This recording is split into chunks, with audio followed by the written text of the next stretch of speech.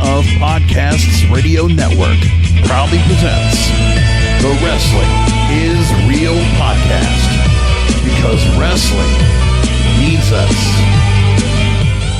Let's get started with episode 647 of the Wrestling is Real podcast, where we recap the WWE's crown jewel being held in Saudi Arabia in the capital of Riyadh. As we go on along, we'll talk about this. So, as the title begins, chock full of camels, crowns, and no title changes. So, no surprise that Crown Jewel did not give any title changes. It's very interesting because, I mean, we did get I guess we could say a couple of matches definitely got a payoff. We did get the King of the Ring Queen's Crown Tournament winners. We got that all taken care of with Queen Zelina and King Xavier. That's done. You know, really just kind of props. We'll see how they're going to keep them, how they're going to make them work out and how they're going to use them going forward. But, I mean, there wasn't much to be had of what we really got from Crown Jewel in general. I mean, we did get closure on several of the part-timer feuds when it comes to Edge and Seth Rollins and Goldberg and Bobby Lashley, which the way they did that, you know, wasn't initially happy about. I feel like Bianca Belair also got put into a certain place now. She has a certain role of herself that, you know, it does suck for her because you kind of figured she was not going to be the same, you know, that level of stardom that she had being SmackDown Women's Champion, winning the Royal Rumble, winning at WrestleMania, and now kind of out of the mix. It's like starting back over on Raw and really noticing that Bianca Belair is going to be used for her strength gimmick. That gimmick, it's going to be the detriment. It's going to be where I think of her now as the female version of Cesaro or Ricochet. They're being used for a skill set. There's a certain skill set that works for her, and so she's got to take the two people up, and you know she's going to have her own certain feats of strength that they're going to have to showcase on a regular basis. And it's probably because Bianca probably kind of proved that she could do some of that, but we can tell it's not going to be easy for her. Like for her to go and pick up Becky and Sasha at the same time, they keep doing that. They keep doing the part of like certain moves that she could do, powerlifting, dead weight, just picking up overhead, like almost like just taking these women that are, 120, 130, 140 pounds, whatever it might be, of muscle, and having to go and hold these girls up and do some of the things they're going to have to do because that's what they're expecting of Bianca Belair. It's unfortunate, but that's what they're going to do with her. Let's go into the matches themselves. Now, pre-show match I did not catch.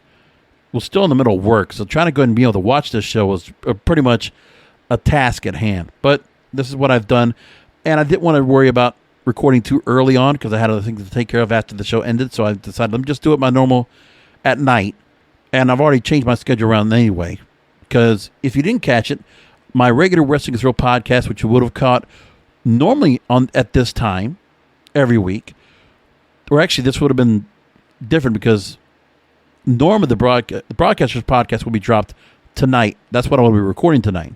But I shuffled everything to make sure to take care of Crown Jewel. And then, keep in mind, I also have to do Bound for Glory, which will be on Saturday night. Starts at 10 o'clock Eastern, 7 Pacific. That's going to be a fun one to try to keep and work out and see how that works out for people.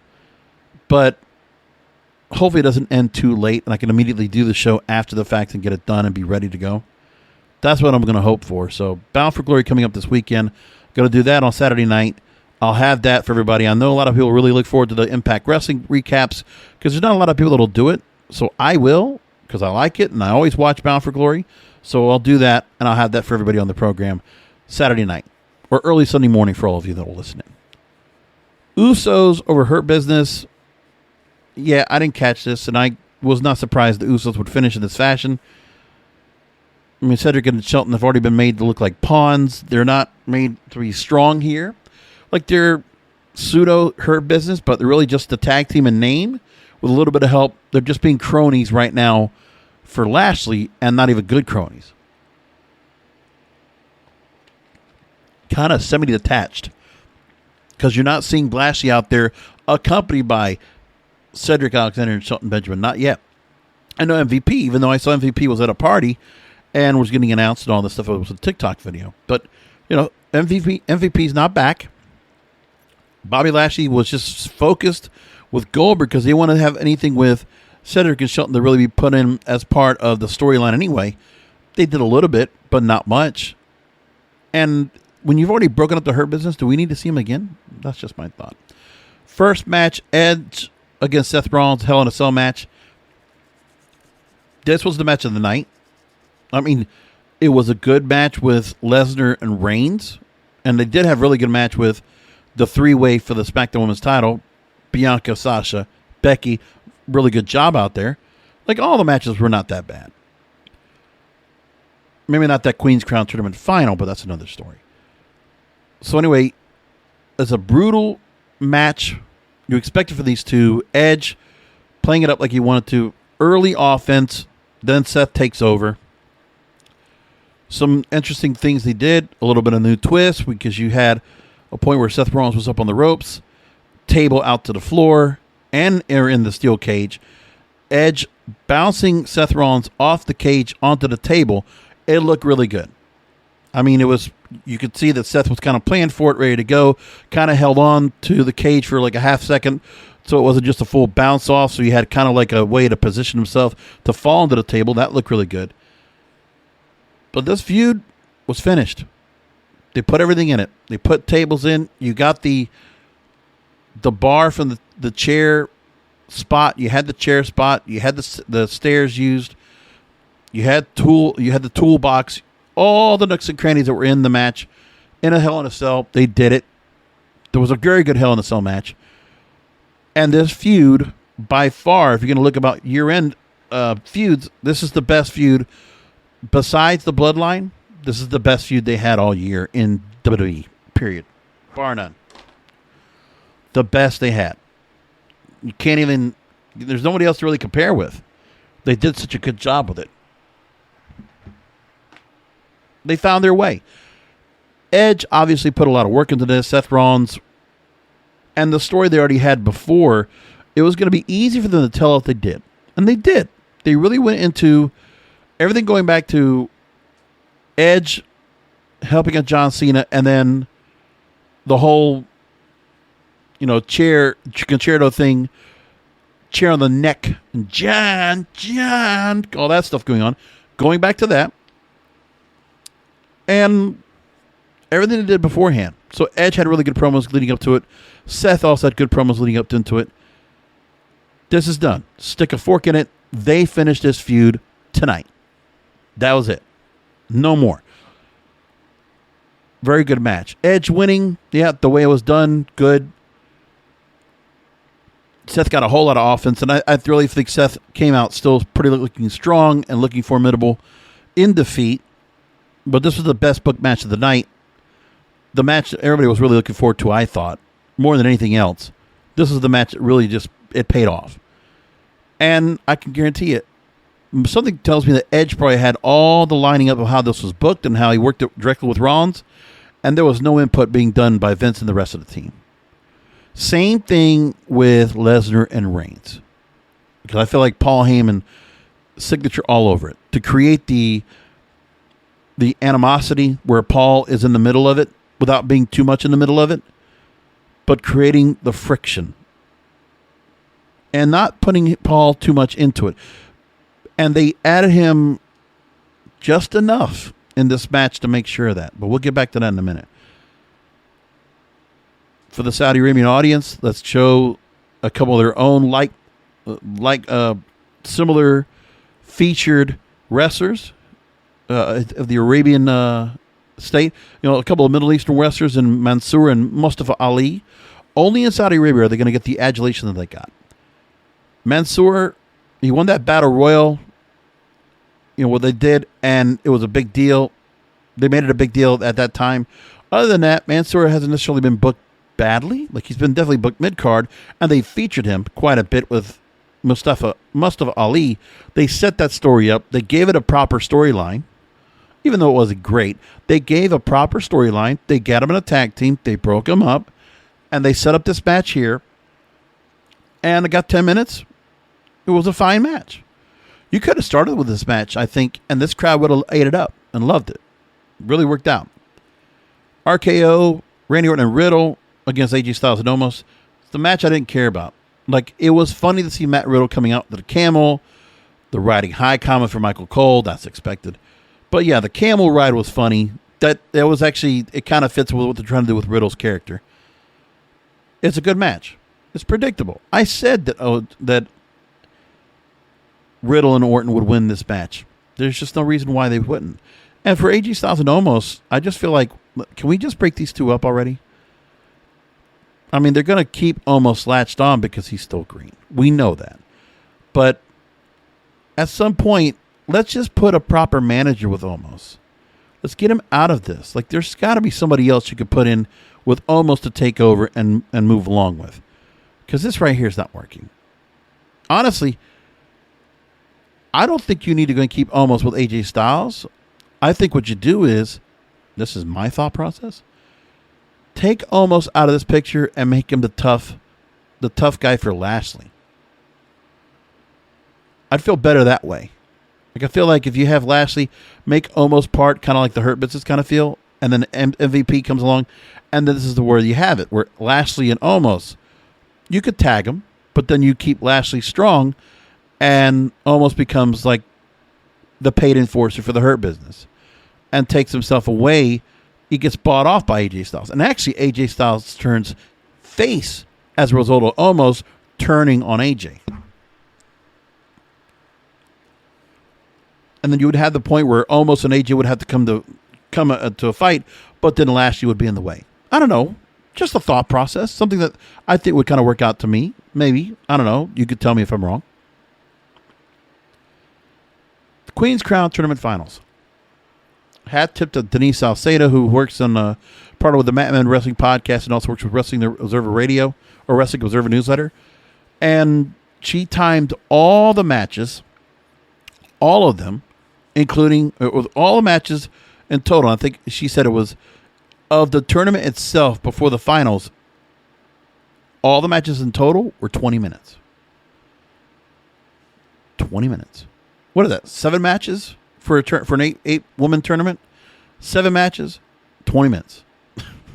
5 minutes for the final. So it was a joke. I mean, the fact that you have a Queen Zelina, they could run with that and not use her. Like, they even Michael Cole called Zelina Vega La Reina, which you could very much well work with that right there and go forward. And you already know, I think, isn't it Zelina Vega and Carmella already working with each other, so you can have the whole fight with the crown if that's what you want to do? So there's that part. I mean, you could do a thing where it could be like a queen versus queen kind of thing, because Carmella could just start coming out with tiara and start doing the whole most beautiful girl, and then just have those two kind of feud and play the gimmick up. You know, something like that. But Zelina winning the way she did, that was fine. Doudrop, just to put her in this, I don't think they were going to make her a queen. I don't think they were going to do that with her. Not the thought process I would think would happen. So there's not much to say about that match. Goldberg versus Bobby Lashley, no holds barred, falls count anywhere match. It's Goldberg's time to shine. After all this time, they built up. He's going to kill Bobby Lashley. He's going to murder him. They had the whole deal with Gage. That was the reason for all this, but Gage was never out in the crowd, nor was he accompanying Goldberg to the ring. It's Goldberg on his own to avenge his son. And very simple, easy reason to bring him out there. And they did whatever they could to cover for him, to hide his flaws, his shortcomings, being a much older wrestler than he is now. So the no holds barred, falls count anywhere, take him outside the ring, fight up the ramp, get the kendo sticks, all of that, and then a spear into the prop of tables downstairs to finish it off. That was enough for that. That's what they wanted to go and do. My problem was, Goldberg was made to go over in a plundering match because they couldn't do anything else with him. Like, you have to do something like that. Like, Goldberg at this point could only be like a cinematic matches if you're going to use him anymore.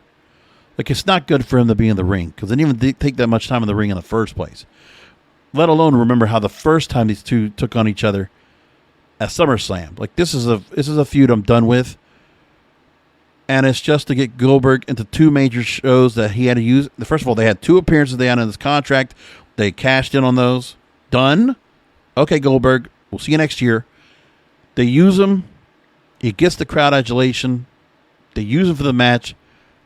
He takes a loss, takes a win, parody booking, and Lashley looks bad after this. The fact they put him to the prop and all that looked weak to me. Probably some other people might not look at that, but you could get his heat back up. That's what needs to happen on Monday. They need to heat Lashley back up. He's got to get his heat back badly, because this Goldberg loss just has a stink on it. It's just not good. And why did it have to be him? Couldn't we have gotten somebody else to take that role? And that's the other part. I didn't like that Lashley had to be the one that had to go take on Goldberg. It's not what I wanted. It's just, Lashley, for being booked so strong. And then talking about Best in Open, he's talking about he wants to, like, hopefully get back to, taking on the champions. Well, now who's going to go after next? Like, is he going to be he's going to be working with Enhancement Talent? Is that where he's going next? Or are they going to continue to keep him strong and go after the title again? Will they let him chase the title again? They got Drew and Big E working right now, and that I don't like it at all. 2 faces. Big E and Bobby should have a proper feud to finish this up. Because I hate will they coexist. I want Lashley back with Big E again. But I'm guessing because I don't even know why they're doing it. But they obviously want Big E to go and continue to win. And Drew taking the losses, I guess, makes more sense. I don't know. But you had Lashley as a champion for a while during Thunderdome. McIntyre as a champion for a long time at Thunderdome. And now both of these guys are mid-carders. In essence. Yeah, McIntyre chasing the belt, but they had him lose. It sucks. I don't like it. Now, in this here, Finn Balor and Xavier Woods, King of the Ring Tournament Finals, it was a good match. And when I looked at the match, I just said to myself, okay, personally, I would like Balor to win. But this is one of those nights, it's one of those insignificant accomplishments that it doesn't really matter. We already know that the King of the Ring is kind of been made as a joke, too. I mean, Sheamus winning it didn't do much for him. Corbin, he had a run with it, but really didn't do much for him either. The King gimmick, we know. It's not King Booker. It's not King Regal. It's not what it was. The King of the Ring doesn't have that prestige. It was used as a prop this year. Like it's been used before, as a ratings tool. And then being used as a ratings tool and an addition to create some kind of a quick build up for something important for the Saudi Arabian audience to get that $50 million. So they put this together. King of the Ring, why not? So they did it. And I'm saying to myself, okay, but kind of figured in the back of my mind, yeah, Woods, he's the one New Day member that, yeah, he's been tag team champions many times over. He's the one that hasn't gotten that singles run. Kofi got the championship. Big E has it now. They haven't given him, an IC title nor a U.S. title. He's not had that, right? Like, I don't think he's won any singles gold at all. Not even in NXT. So, yeah. Let's just bring it here. Bring it to the forefront. And now he gets this. Hey, it's an accomplishment. Let's see if Xavier Woods is able to go and do something with it to move forward. It's just another accoutrement to his whole wardrobe, to the whole New Day mystique anyway. Like, it's going to be good for him to go and do up, up, down, down, and do that YouTube show with the crown on his head, I guess. And be able to use it as a gimmick when he's going out. I don't know. Like, they can have fun with the King gimmick, I guess. Like, especially with New Day, they can have fun with that kind of gimmick. Who knows what they're going to do with it. But Xavier, I just think he just got this. He got this. Here you go. It's like, here's a ring. You got it. Here's the gold watch. For all your years of service, you're earning this. And look, it's not as if Xavier Woods couldn't have been a singles champion at some point, just like Big E did. But they don't look at him that way. Like, he's the mouthpiece of the New Day. And the truth is, the New Day works best for him. Like, for Xavier Woods, I mean, Kofi Kingston already stands out on his own as a single star. Big E's been like that. But Xavier Woods hasn't for a long time. And so for Xavier Woods to go ahead and then be by himself, like, he's really, if they ever make him a single star, if they ever break up that group for any reason, what will Xavier Woods be? I mean, the King gimmick's not going to make much of him being a singles competitor. They could use it as such for right now, but the truth is that for him, he's just a single star. I mean, he's not a single star. He's part of the tag team. He's part of the faction. He's the mouthpiece, the main mouthpiece of the faction. Like, you know, Big E could do some talking, Kofi could do some talking, some promos, but really, it's Xavier that is the mouthpiece. He's the main guy that really plays.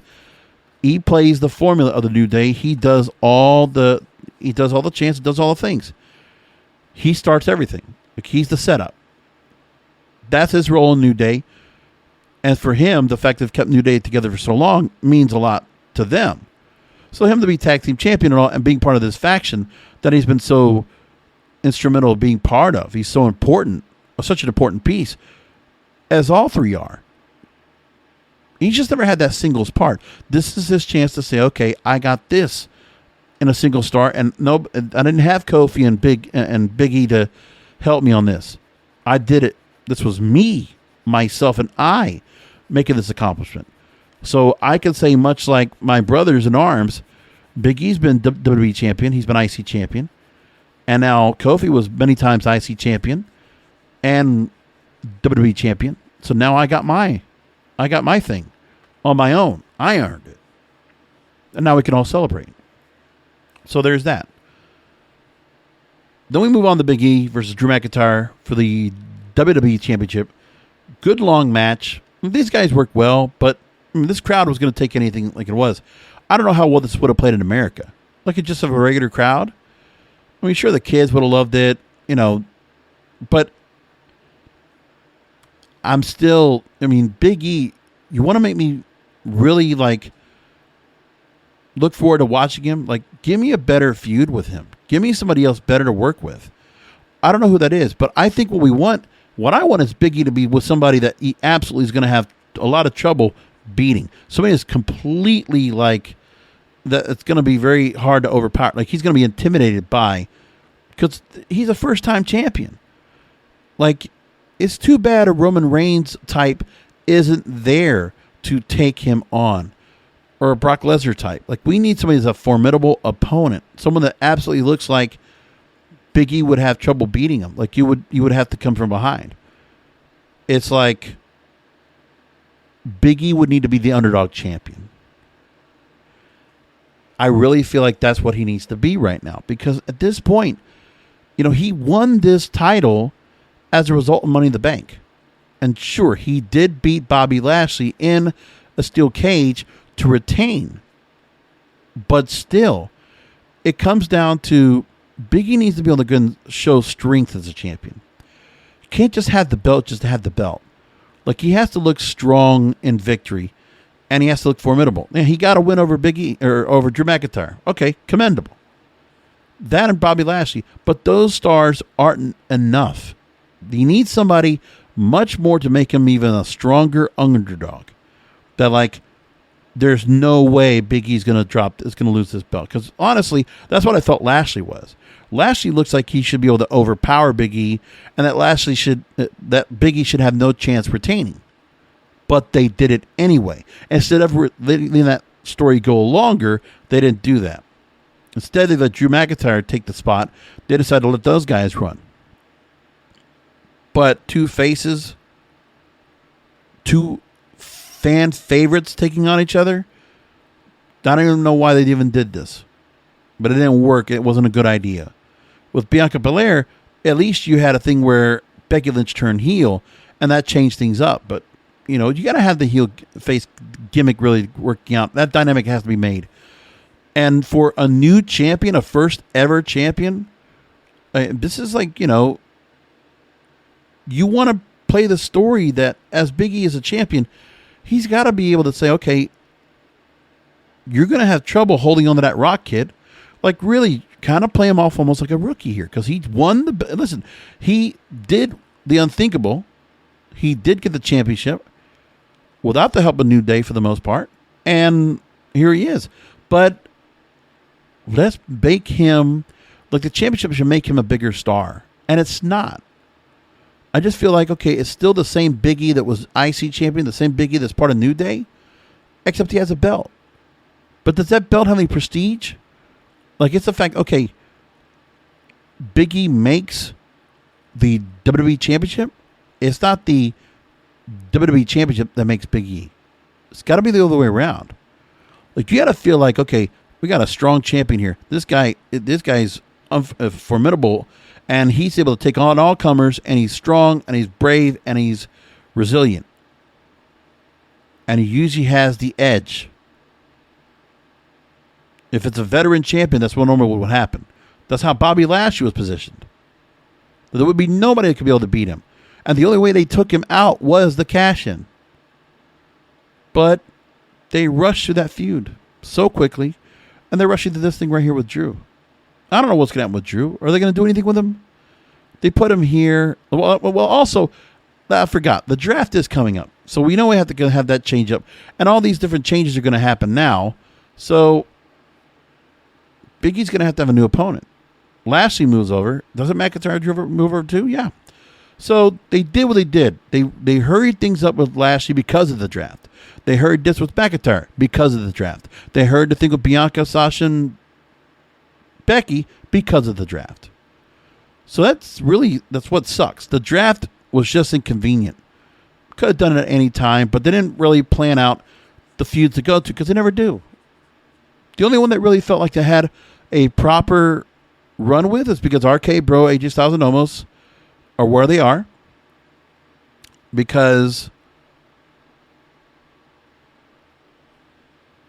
Roman Reigns and Brock Lesnar are where they are. Like those stories made sense because also we're going to have things where, they were timed out right. Those stories actually had timing. You had a story told, and you were moving along in the story. But all these other feuds didn't have that. Well, Mansoor and Mustafa Ali did, but they didn't need a long feud because nobody really cared. But all these other feuds, I mean, Becky, Sasha, Bianca, they could have stretched that out. It didn't need to be hurried up so quickly, but now Becky and Sasha can go after each other going forward, or Charlotte. I mean, there's a lot of ways to go with that. So, like, there's certain of the major headlining stars, they're not going to rush storylines with them, but everybody else, they are. And that's unfortunate. That's what they're going to do. Yeah. Oh, well, that's what they want to do. At this point, the tag team titles on both sides really don't mean a whole lot. They're just kind of, they position a couple teams, they put them in what they're going to do, and that's it. Of course, there's a lot of up-and-coming talent that have all taken a back seat for Crown Jewel. And they'll probably all take a back seat for Survivor Series, or they might be involved because they'll be part of teams. But, at this point, all we have left this year is Survivor Series in 5 weeks, and then we have nothing till the first of the year. And so, at this point, you can do whatever you want with who you're going to have because you're going to have a lot of people that can go and participate in Survivor Series matches. You can have multiple Survivor Series matches if you want. Not just men's and women's. If you want to do multiples, you could do other things. Who knows? But they have what they're going to do now. We don't have a TLC pay-per-view, so they could always do a TLC match at Survivor Series to build up that show. Who knows? There's a lot of things they could do.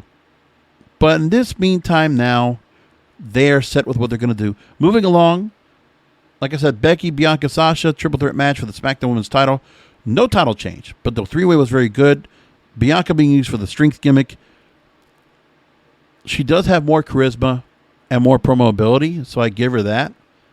But if they're going to just use her for her strength, and she's just like this, it's like the circus act. Oh, look, the strong woman. She's the strong woman. That's what they've done with her. And like, the long ponytail, all of that just kind of goes into like, she has like a look of like a star you'd see in like some, traveling show. Now, I'm not saying it in a bad way. I'm just saying, listen, And I know I feel bad of saying this all the time because I don't want to make it look like I'm putting down Bianca Belair. I'm not. Overall, I liked her run in NXT. I think she shines over the Street Profits over and over, regardless of being a woman, being a black woman, regardless of any of that. Like, throw all those other, the attributes that people want to go ahead and focus, put a big spotlight on. No. For her, she's charismatic. She is likable. I think it's a little bit, not much into the kind of the sassy kind of feel to her. I don't care for the, okay. I don't want that part. Like, I want her to be fierce. That's a good word. Yeah, you know what? I want like a Beyonce kind of feel to her. I want her to be fierce. And I want her to be, bring on the confidence, bring on the ego. She's got all that. That's everything. She has the entire package. She looks like $1 million. She should be headlining. She is headlining. But all I want for Bianca is build her up to a main eventer. She needs to be a main eventer. They've given her The Rock. And honestly, they could have done better with her. Overall.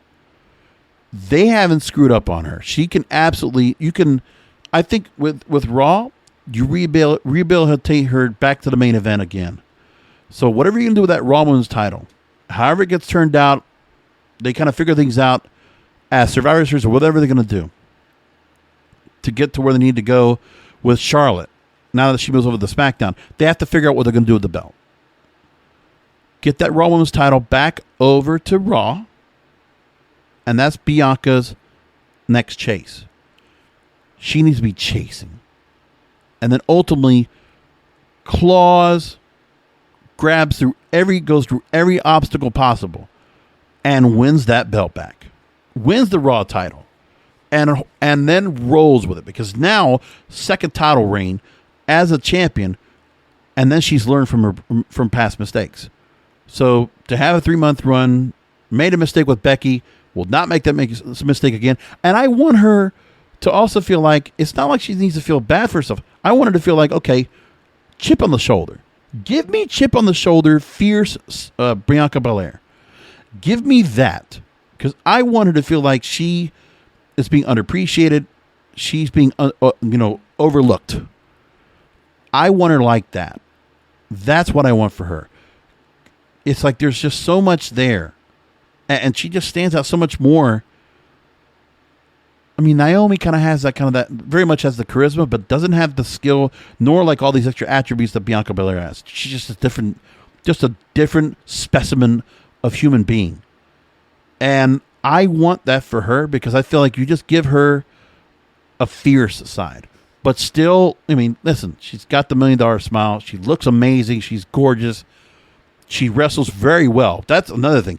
The wrestling's very good. She does not make much. She does very few mistakes, if any. She's very good in the ring. Like, to me, I think she levels up to Bayley, to Sasha, to Becky, and to Charlotte. I really do. I feel like she's at that level. She's proven herself. She's part of that NXT group that the women's wrestling, the women's division over there was strong as hell. And you're starting to see some of those stars that came out of that, because also Shayna Baszler, they're finally building her right. I'll tell you what. If I could book it, somehow get that Raw Women's title off and get that belt. Well, no, Shayna's on SmackDown. Shit. Because if you had Shayna be Raw Women's champion and Bianca was over there to chase, I'd love it. I would love it. But they're not going to do that. So whoever they're going to have now that moves over there, like, does Asuka come back from injury? Like, what else happens? Who's going to be the Raw Women's champion? Because I don't think they put it right on Bianca yet. As the babyface, chases again and wins it. You know what? You do it. Maybe you do it at WrestleMania again. She does it again there, or she does it at the Royal Rumble. Whatever. Or she wins into the Royal Rumble. Whatever you want to do. But let's get her there. And also, I think, if you're doing the Survivor Series and you're doing teams, then have her be the captain. Let her take the charge, motivate that team, and win. Like, honestly, I want to see her shine, because that's, of the up-and-coming stars there are right now, like there's Karrion Kross, there's Bearcat Lee, there's Damian Priest. There's a lot of good stars that are on the come up, and they could absolutely be built right. Those are some of the stars that got to get focused on now, because Bianca has already been focused on. Keep that focus on her. The spotlight was on her in WrestleMania. Keep that on, right? Damian Priest had that spotlight. Keep that on him. That guy should also be on pay-per-views defending that U.S. title. And then you move along and say, okay, let's get Karrion Kross. Let's finally get his gimmick right. Keep tweaking with Bearcat Lee. Let's get that working too. Let's do something, man. And then give other stars that are mainstays that could absolutely be back up the main event level. Finn Balor could go back to that level once again, if that's what you want. There's a lot of that. There's still time, and I think something can happen with a Happy Corbin gimmick. I really do. It's time to go and look at just some other stars and give a rub on them. See what they do. Because most importantly, you're going to have to figure this out anyway. Because if they don't pan out as they do, then they are mid-carders. They're lifers for mid-card. And then you start bringing up some of the people from the roster that you have in NXT and go from there. But anyway, I could go along and talk about that, but I want to kind of get to the point here. Let's go to Roman Reigns and Brock Lesnar for the Universal Championship. The biggest headliner match that WWE is able to book. It's a WrestleMania match. And could very well be the WrestleMania match we get this year in Dallas, for all we know. And that'll be fine too. But Roman Reigns, in one of the few times, intimidated Brock Lesnar, overpowering across the board. This match was great. I mean, Roman Reigns, Brock Lesnar delivered as advertised. Gave him the main event. No one besides Seth Rollins and Edge, there was no other match that was going to go and outmatch what these guys did tonight. I think Becky, Bianca, Sasha had a great match, but I think Roman Reigns, Brock Lesnar would have still been the main event if you wanted to do it. It would have, and it worked right where it was. So this match, and the one thing I was waiting for in this match for the most part was I was waiting to see what Paul Heyman was going to do. We need to inject him because he'd been so focal point because of the relationship he had with both stars. And we already know that Paul Heyman has refused to acknowledge any kind of relationship with Brock Lesnar since joining Roman Reigns and becoming his counsel. Right? They still haven't gone to that point yet. From advocate to special counsel. And at the moment, Paul Heyman right now, he could still turn. He could still screw Roman Reigns down the line. I don't know. Maybe that could still happen. Maybe it does. Because you just can't take Roman Reigns down in one shot. He's got his brothers. He's got the bloodline. And we already saw right there that in the end of that match, Roman retaining because the Usos got the kick on him and the upper hand with the belt. Because the way they used the belt, Universal title belt was going to be dropped in, and Paul Heyman played it down the middle perfectly. You know what to do with it. Threw it in the middle of both of them. Like, you know what? That's great storytelling. That's a Paul Heyman thing right there. It's a signature kind of thing he would do. It made complete logic. He's still in the middle. And I think he stays where the champion goes. Like his loyalty is towards the title, towards the power, towards the money. That's where Paul Heyman lies. That's the only reason he's with Roman Reigns. And I still think there's some point down the line where Roman Reigns can get screwed by Brock Lesnar, because we've already had Roman Reigns for over a year as a heel. So this feud with Brock Lesnar, if they're going to move it to WrestleMania, then I think somewhere down the line we get another match with Lesnar and Reigns. You could do it at Royal Rumble, and then the storyline changes. the feud continues because we get Brock Lesnar is already the face. No doubt about it. Double turn. Double turn.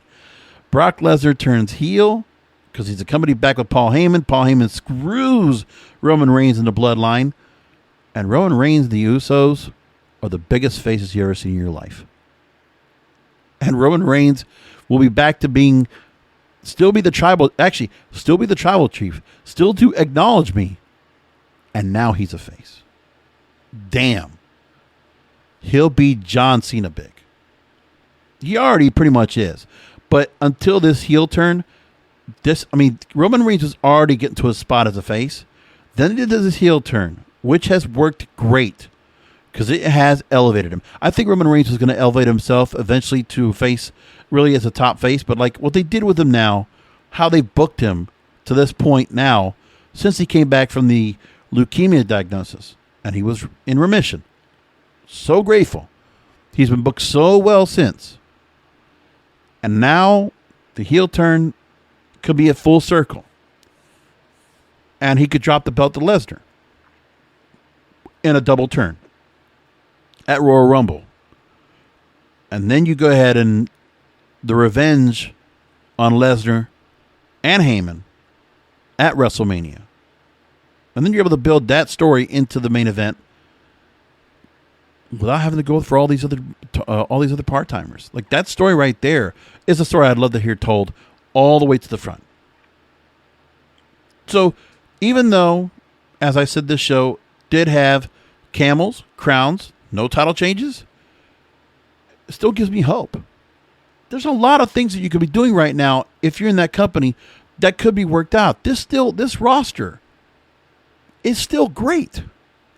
That's the other part. They're not lacking in talent. They're not lacking in resources. They're not lacking in money. The success is for them for the taking. They have everything they need to succeed and throw over AEW and put them in the dust. There's never been a doubt in my mind that there's going to be a time if AEW continues to keep putting the pressure on with what they're doing, staying in their lane, and these little issues like the 30-minute Friday night last week and then eventually this week now with Talking Smack running after SmackDown to go up against Rampage tomorrow as I record. The outcome of that, if that becomes another technical loss of the 18-49 demo and things like that continue to go on and more live shows are sold out for AEW and their ratings get better, man, you're just stirring up the hornet's nest. Vince will eventually get his shit right, as he's done many times before. You got to believe the old man's going to get it. He's going to get it, and something's going to happen with his team where eventually, with all the pressure that's being mounted on, they're going to get a couple of things right. The booking will never be perfect, but they'll get a couple of things right, and it'll be just enough to make them a little bit better than mediocre, and that's the best we can get. And maybe they'll figure other things out, but that's asking for a lot. They're making their change with the draft. Now for the next, 6 weeks, 8 weeks, we see what they do with the draft. We see what they start doing with changing storylines, because now they got to really make the changes to some storylines. Where are they going to go with things? I mean, they can't worry about any more gimmicks right now, especially going into the holiday season. Survivor Series, it's time for them to really start developing talent with no need for a title and no need for a pay-per-view to build for. They got time. They need to figure something out. I would only hope they would figure something out and get something, really played out right so they can make this work. I can only hope. Anyway, I'm going to leave it there. By the way, I did make some changes to the website. I worked on that tonight while I was working on, after I got done with everything I was doing with the, watching football and watching, baseball and watching a little bit of basketball tonight. I finally got to a point and I really got the website now. Oh man, I've been working on this so hard. So I did something and I really fixed the website up. And I really think you'll like it. Pretty simple. Now when you go to the WrestlingIsReal.com website, WrestlingIsReal.com, WrestlingIsReal.com. You go to the website, you see that nice big banner of the show, and then you go down and you look and you say, okay, The episodes are now up there. I put up the last 2 months of episodes, roughly 8 episodes. I have the graphics up for them, and all you got to do is just click through and you're in. Okay? You click through and you're in, you find the show and you listen to it. Then what happens is that, you can also share it. If you want to go and hit Twitter or Facebook or whatever, you can do that too. So all that's there for you. Easy to do. So I hope you'll go and figure that out. Check out the website now for mobile and for desktop. It looks good. It's as clean a look as I've ever made it before, with a blogger website, by the way, nonetheless. But I'm really proud of it. I'm really happy the way it looks, and I hope you're going to check it out for yourselves. Enjoy it. And with that said, we'll come back this Saturday night with a post show for Bound for Glory. I did not watch tonight's Impact Wrestling, so I don't know what the results are, but let's go and just run through quickly what they have set up for this weekend. The final card, let's go with that. At this point, we know the following: Christian Cage versus Josh Alexander for the Impact World title.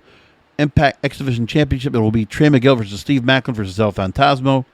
Deonna Purrazzo versus Mickie James for the Impact Knockouts title. We also know that we're going to have some probably vignette or something like that where Awesome Kong will be inducted by Gail Kim, into the Impact Wrestling Hall of Fame, and that'll be done during the pre-show of Bound for Glory.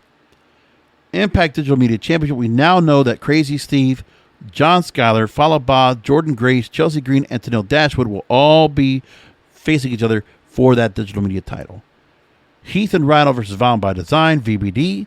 Impact Tag Team Championship, the Good Brothers versus Finn Juice versus Bullet Club. 3-way dance. And there you go. So we got it all set like that. It's wonderful. A whole lot they're going to talk about for Bound for Glory. Can't wait to get into that. But this was a good show tonight. Listen, I give this show a B. It's a plain old B, not B plus, not B minus, not another one there. I think it's just a plain B pay-per-view. It delivered. It was fine. No title changes because they're not going to give that to Saudi Arabia. I mean, it's kind of interesting they don't do that for these shows. But I wonder if the Saudi princes in the next Saudi Arabia show, they're going to say, you know what? Okay, title change. Then they're going to ask for one. Because they want something to happen, like something memorable to happen at the show. It's not just Riddle on camera. Okay, I'll leave it there. Come back Saturday night going into Sunday for the post show of Impact Wrestling's Bound for Glory here on the Wrestling is Real podcast, because wrestling needs us. Thank you for listening to the Wrestling is Real podcast.